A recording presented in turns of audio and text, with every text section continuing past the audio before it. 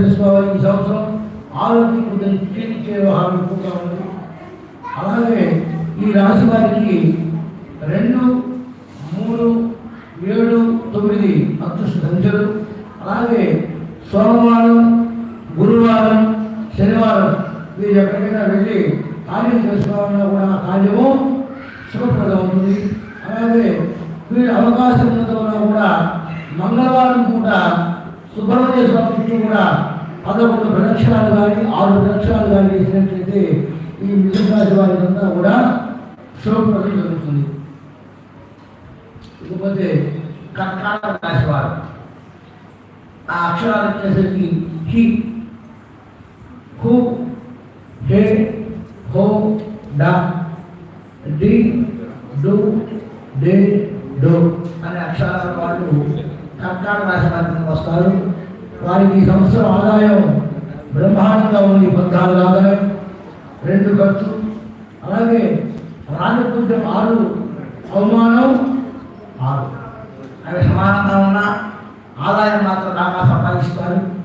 అలాగే ఈ సంవత్సరం ఈ రాశి వారికి గురుడు మేషరాశి వల్ల ధనలాభాస్థానాల్లో గురువు చూస్తూ ఉన్నాడు.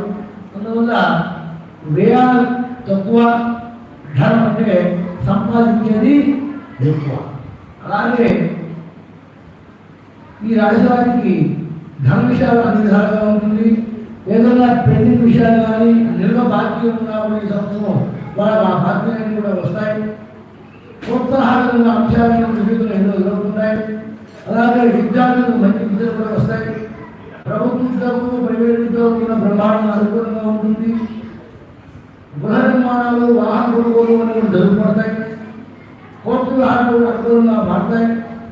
అంతేకాకుండా మానసిక ఒత్తిడి ఉన్నా కూడా వాళ్ళ ఒత్తిడి నుంచి కొంచెం వ్యక్తిపడింది.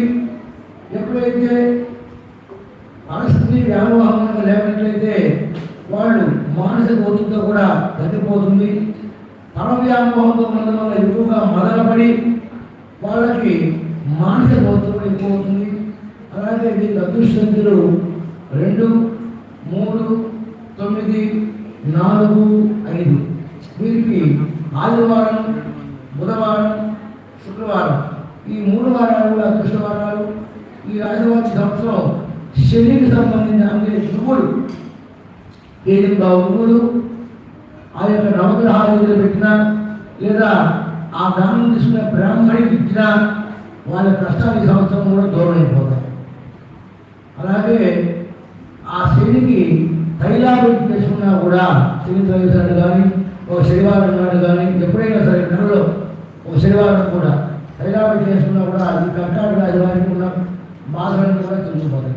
అలాగే సింహరాశి వారు వీరికి మా, మీ, ము, మే అనే అక్షరాలు, మో, టా, టీ, టు అనే అక్షరాలు, టే అనే అక్షరము. ఈ అక్షరముల వాళ్ళు ఈ సంవత్సరం బాగా విపరీతంగా ఖర్చులు కలిగిపోతారు. ఆదాయం 2, ఖర్చు 14. అలాగే రాజపూజ్యం 2, అవమానం 2. ₹1 సంపాదిస్తే ₹9గా ఖర్చు కట్టాల్సి వస్తుంది. ఎందువల్లంటే ఈ సంవత్సరానికి సప్తమంలో శని ఉన్నాడు. అలాగే అష్టమంలో రాహువు, విజయ స్థానంలో కేతు ఉన్నది వల్ల వీరికి కష్టాలు తక్కువ. అయితే వీళ్ళు అంత బాధపడే సమస్యలు ఏంటంటే ఈ సంవత్సరం రాహు కేతులు కూడా పూజ చేసినట్లయితే వీరికి అంత పెద్దగా కష్టములు కనపడదు. అలాగే ఈ సంవత్సరం ఈ వ్యక్తులు ఇంట్లో వివాహాలు శుభకార్యాలు చేస్తారు. విద్యార్థులకు శ్రమ దగ్గర ఫలితం లభిస్తుంది. కాంట్రాక్ట్ ఉద్యోగులు ఎవరైనా ఉన్నా కూడా పరిగణన అవుతారు.